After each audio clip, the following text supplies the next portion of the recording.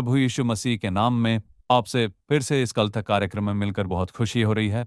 आज इस कार्यक्रम में बाइबल से जुड़ी कुछ महत्वपूर्ण बातें हैं जो आज के कार्यक्रम में हम देखेंगे, तो हमारे कार्यक्रम से जुड़े रहिए। आइए कार्यक्रम शुरू करते हैं।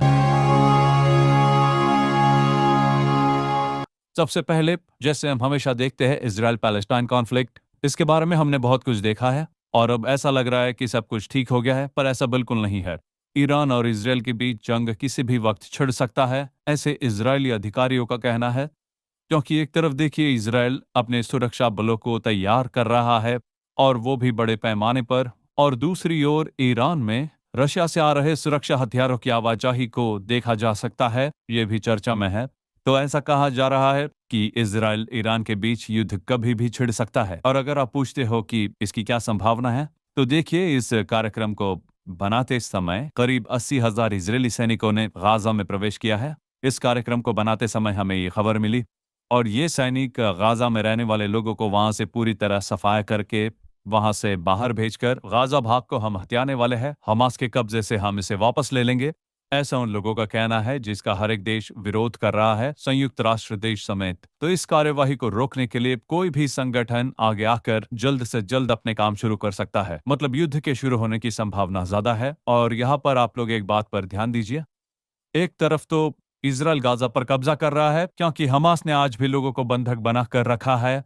दूसरी ओर विश्व भर के देश इजराइल से कह रहे हैं कि आप गाजा को अकेला छोड़ दीजिए। लेकिन हमास के पास आज भी जो हॉस्टेजेस है, जिन्हें बंधक बनाकर उन लोगों ने रखा है, उन्हें छोड़ दिया जाए तो ये सुलझ जाएगा, पर हमास ऐसा नहीं कर रहा और इजराइल कहता है कि जब तक वो छोड़ेंगे नहीं, हम पीछे नहीं हटेंगे, इसलिए समस्या सुलझ नहीं रही। और एक बात पर ध्यान दिया जाए तो कुछ दिन पहले रशिया और अमेरिकी राष्ट्रपति के बीच में बातचीत हुई थी। वास्तव में उन दोनों ने यूक्रेन समस्या के बारे में बात की थी, लेकिन इजरायली समस्या के बीच में कूद पड़ा है। अब ध्यान देने की बात यह है, जब रशिया सुरक्षा बलों और हथियार ईरान में मुहैया कराता है तो निश्चय ही वो इजरायल के विरुद्ध में इस्तेमाल किया जाएगा। अब पहले से ईरान के परमाणु अनुसंधान केंद्र रशिया के कंट्रोल में है। अब ये सारा कुछ मिलकर एक स्थान पर एकत्रित हो रहे हैं और अब ये अगले लेवल तक पहुंचेगा। हमारे अगले कार्यक्रम तक जरूर कुछ न कुछ होगा, तो निश्चय ही हम उसके बारे में भी आपको जानकारी देंगे। अब हम आगे और एक जरूरी विषय के बारे में देखते हैं। हमारे हर एक कार्यक्रम में हम आर्टिफिशियल इंटेलिजेंस एआई के बारे में जान रहे हैं। अब हम इस एआई के द्वारा की गई 3 जरूरी बातों के बारे में देखने जा रहे हैं। सबसे पहले, ब्रिटिश सरकार ने एक एआई टूल की खोज की है और ये एआई किसके बारे में है? एक अपराध होने से पहले ही उसके बारे में पता लगाया जा सकता है। अब ये कैसे मुमकिन है? एक अपराध होने से पहले कैसे पता लगाया जा सकता है? क्या ये संभव है? तो देखिए, ये कुछ ऐसा है, अगर किसी ने कोई गुनाह किया हो तो लगातार हर समय उन लोगों पर, उन हथियारों पर, उन कारों पर निगरानी रखी जाएगी और 24 घंटे एआई के द्वारा उस पर निगरानी रखी जाएगी। अब उसका अगला कदम क्या होगा, वो कहां जाते हैं, क्या करते हैं, इसके बारे में 24 घंटे निगरानी रखी जाएगी। तो अगर आप पूछते हो कि क्या ये सक्सेस होगा, तो देखिए ये कोई नई बात नहीं है। इससे पहले भी अमेरिका में इसका इस्तेमाल हुआ है, पर अमेरिका में ये सक्सेस नहीं हुआ। एक जांच से पता चलता है कि वो इतना सक्सेसफुल नहीं रहा। पर और कुछ यूरोपियन देश भी इसका इस्तेमाल कर रहे हैं और वहां पर इसका सफलतापूर्वक इस्तेमाल किया जा रहा है। तो अब ब्रिटिश सरकार इसे एक बड़े पैमाने पर 2026 से शुरू करना चाहता है। भले ही 2030 का टारगेट हो, पर उसे 2026 से शुरू करना चाहते हैं। और वो इन्हें हर एक क्षेत्र में, वेल्स, इंग्लैंड, स्कॉटलैंड, इन हर एक क्षेत्रों को 100% उस एआई के घेरे में लाने जा रहे हैं। और जब 24 घंटे निगरानी रखी जाएगी और अगर वहां अपराध होने जा रहा है, सब एक स्थान पर मिल रहे हैं, तो वहां पर अपराध होने से पहले ही पुलिस को जानकारी मिल जाएगी। और अगर किसी वाहन में हथियारों की आवाजाही होती है तो उसके बारे में भी पता चल जाएगा। ये सुनने में तो बहुत ही अजीब लगता है, पर यह कार्य शुरू हो गया है। ब्रिटिश सरकार ये कर रही है। तो ये पहला वाकया है जहां पर एक एआई लोगों पर कंट्रोल कर रहा है और वहां पर एआई का वर्चस्व दिखाई दे रहा है। दूसरी बात, एआई का अगला पैमाना क्या होने वाला है? तो एआई ऐसा एक काम करेगा जो सिर्फ महिलाओं द्वारा ही संभव है। जो सबसे जरूरी बात है वो क्या है? बच्चा पैदा करेगा। आर्टिफिशियल वूम्ब बन चुका है। अब जिनके पास 12 लाख रुपए होंगे तो आप एक बच्चा प्राप्त कर सकते हो। अब इससे पहले हमने आईवी प्रोसेस देखा है, लेकिन इसमें वैसा कुछ नहीं होता। यह है आर्टिफिशियल रोबोट और उसके अंदर एआई का वूम्ब है, मतलब गर्भ है। और इस गर्भ में एक बच्चा पैदा होने के सारे प्रोग्राम फीड कर दिए गए हैं। इस बात का विरोध भी हो रहा है और पक्ष भी लिया जा रहा है। अब इसके पक्ष में कहा जा रहा है कि कई सारे परिवारों में ये एक आशीर्वाद है जो बच्चा पैदा नहीं कर पाते, जिनका गर्भ नहीं ठहरता, जिनके गर्भ में समस्या है, उन लोगों के लिए ये बहुत यूजफुल होगा। और दूसरी ओर गर्भ धारण करना प्राकृतिक तौर पर महिलाओं को दिया गया एक आशीर्वाद है। अगर वैसा नहीं होता तो महिलाओं की जरूरत ही नहीं, वैसा एक दौर आएगा। अगर आप पूछते हो कैसे, तो इस रोबोट को ही आर्टिफिशियल महिला में तब्दील कर रहे हैं। मतलब ये रोबोट एक औरत की जगह लेने वाला है और ऐसे पुरुषों के साथ भी है। अब देखिए, परमेश्वर ने स्त्री और पुरुष की सृष्टि की। अब ये रोबोट स्त्री पुरुष नहीं है, पर उनके जगह पर इन्हें लाया जा रहा है। अब ये ऐसा होगा कि एक पुरुष के लिए आर्टिफिशियल स्त्री और स्त्री के लिए आर्टिफिशियल पुरुष। फिर एक ऐसा समय आएगा जहां पर आर्टिफिशियल स्त्री और आर्टिफिशियल पुरुष ये लोग आपस में मिलेंगे। इनका भी आर्टिफिशियल वूम्ब होगा और उसके द्वारा वो लोग एक साम्राज्य खड़ा करेंगे। क्या आप पूछ रहे हो कि क्या ये संभव है? तो इसके बारे में हम अब आगे देखने जा रहे हैं। अल्बानिया के प्राइम मिनिस्टर ने एक ऐसा बयान दिया है कि वो पूर्ण रूप से एआई कैबिनेट चाहते हैं, जहां पर कोई मंत्री नहीं होंगे। एआई द्वारा संचालित रोबोट से भरा वो कैबिनेट होगा। उन्होंने ये बयान दिया है और इसका 3 कारण भी बताते हैं। पहला है करप्शन, भ्रष्टाचार। मतलब वहां घूसखोरी नहीं होगी, सिर्फ मशीन द्वारा संचालित होगा। तो घूस लेकर काम करने का जो कॉन्सेप्ट है वो बिल्कुल भी नहीं होगा, ऐसा कहा गया है। पर इसमें एक और समस्या है, वो घूस तो नहीं लेगा पर दंड देगा। इसकी पूरी संभावना है क्योंकि एआई ने इससे पहले भी कई लोगों को दंड दिया है। दूसरी बात, उनका जो दूसरा कारण है वो है नेपोटिज्म। मतलब मेरे बाद मेरे बच्चे, मेरा परिवार, परिवार को मद्देनजर कुछ छूट देना, परिवार के लिए सरकारी कानून का मिसयूज करना, ऐसे कई विषय है। ये बिल्कुल नहीं होंगे, ऐसा कहना है अल्बानिया के प्रधानमंत्री का। तो एआई बिना रोक टोक के काम करता है।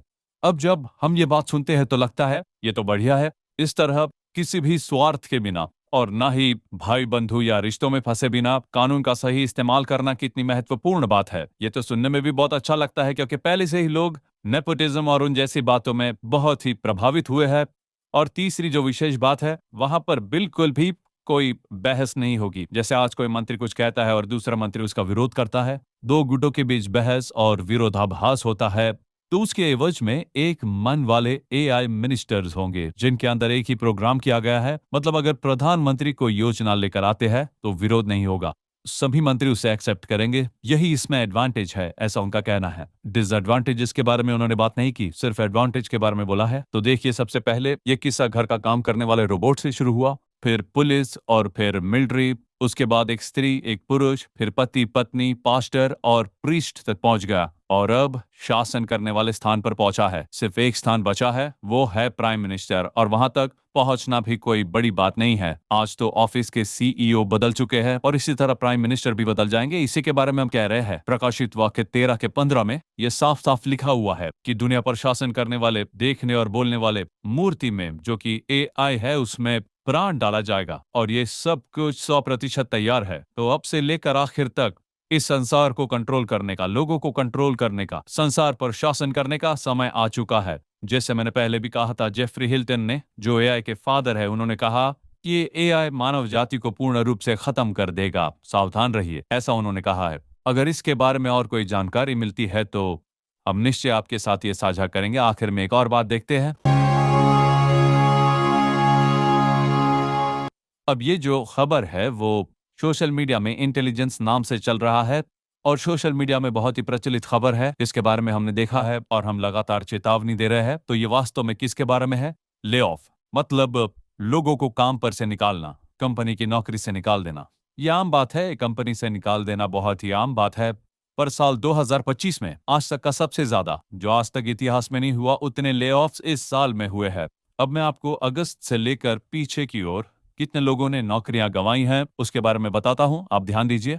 19 अगस्त को CSL से 3000 लोगों को निकाला गया। 18 अगस्त को LG इलेक्ट्रॉनिक्स ने अप्लायंस डिवीजन स्टाफ्स को वॉलंटरी रिटायरमेंट दी है। 16 अगस्त को जॉन डीरी में से 238 कामगारों को ले ऑफ दिया गया है। 14 अगस्त को डेंसू ग्रुप ऑफ कंपनी से 3400 लोगों को फॉरेन जॉब से बाहर निकाल दिया गया। 13 अगस्त को सेंटर केयर के 535 लोगों को ले ऑफ किया गया। और ये सब सिर्फ अगस्त के महीने में हुआ है। जुलाई के महीने में इससे ज्यादा लोग ले ऑफ हुए। सबसे पहले टीसीएस, उसमें से 12,000 लोगों ने अपनी नौकरियां गंवाई हैं। सैंटेंडर यूके में 2,000 लोगों ने नौकरियां गंवाई है। ड्यूक यूनिवर्सिटी में से 600 स्टाफ्स को नौकरी से बेदखल कर दिया गया है। इंटेल ने 24,000 लोगों को नौकरियों पर से निकाल दिया है। बॉश ने 1100 लोगों को नौकरी से निकाल दिया है। लिबर्टी ग्लोबल ने 800 लोगों को, जैगवार लैंड रोवर ने 500 लोगों को, सेरेप्टा थेरेपैटिक्स ने 500 लोगों को, अलास्का एयर ने 252 लोगों को, इंडीड एंड ग्लासडोर में से 1300 लोगों को, पोर्टलैंड जनरल इलेक्ट्रिक में से 300 लोगों को, माइक्रोसॉफ्ट ने 9,000 लोगों को, क्लार्क्स ने 1,200 लोगों को, अलायंस ने 650 लोगों को और इंटेल ने 10,000 लोगों को निकाला है। और ये सिर्फ जुलाई महीने की गिनतियां हैं जिन्हें नौकरी से निकाला गया है। तो देखिए कितने लाख लोगों ने नौकरियां गंवाई हैं। तो अब इन लोगों ने नौकरियां गंवाई है तो इनके जगह पर कौन आया है? इनका काम कौन कर रहा है? क्या अब काम नहीं हो रहा? तो उसका जवाब है, इनकी जगह ले ली है आर्टिफिशियल इंटेलिजेंस ने। इनके स्थान पर मशीन्स आ चुके हैं और ये बहुत ही खतरनाक अंत की ओर जा रहा है। लोग जब नौकरियां गंवाते हैं तो या तो वो सुसाइड कर लेते हैं या फिर अपने परिवार की देखभाल के लिए वो गलत रास्ता अपनाते हैं। तो ये समाज, ये मानव जाति एक बहुत ही खतरनाक मार्ग की ओर है। योएल की पुस्तक के दूसरे अध्याय में जो कहा गया है, उनके सामने जाति जाति के लोग पीड़ित होते हैं। तो अंत के समय के बारे में जो बाइबल में लिखा गया है वो हमारी आंखों के आगे साफ तौर पर पूरा हो रहा है। प्रभु बहुत शीघ्र आने वाले हैं और इसका आप और हम मिलकर कुछ नहीं कर सकते, सिर्फ प्रभु इसे ठीक कर सकते हैं। फिर एक दुष्ट, एक भरमाने वाला हमारे बीच में आएगा जिसे ये संसार मसीह विरोधी कहकर बुलाता है, और वो समय बहुत ही जल्द आ रहा है और उस मसीह विरोधी को लोग ईश्वर मानेंगे। पर वैसा कुछ होने से पहले ही आपको और मुझे बचाने के लिए प्रभु यीशु आएंगे, ऐसा उन्होंने वचन दिया है। प्रभु की इच्छा रही तो अगले कल तक कार्यक्रम में आपसे मुलाकात होगी। God bless you.